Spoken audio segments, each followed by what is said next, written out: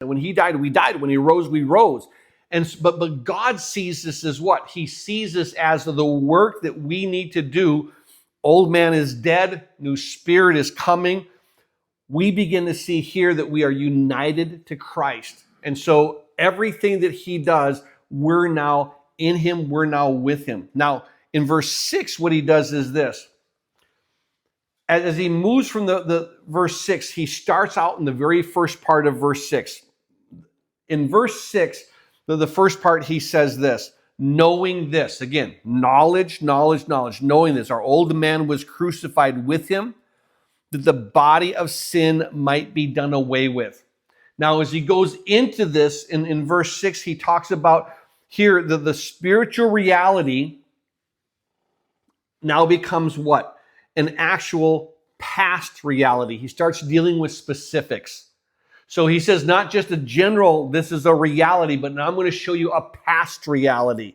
What happens is this, in the past reality, verse 6, our old man was crucified with him. So he's bringing this again where he says, okay, we were baptized into his death, but now he says specifically, when Christ was crucified, when the judgment was poured upon Jesus Christ on the cross, guess what? We were in Christ. We identified with him. So when the penalty for the sin was poured upon Jesus Christ, what does God see?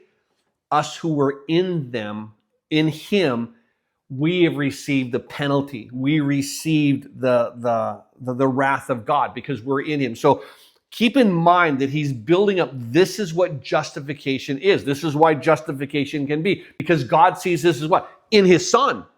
And so when the wrath was poured out, this is why Paul says in Galatians 2:20, I have been crucified with Christ. It's no longer I who live, but now Christ who lives in me. Do you understand? I died with him. He lives in me. Do you understand? Both of this, I've been crucified with Christ. It's no longer I who live, but Christ who lives in me. And this life which I now live in the faith, I live in the flesh. I live by faith in the Son of God who loved me and gave himself for me. So as we begin to see the reality of just what it is that God has done, what it is that God is doing, we begin to see here this powerful truth.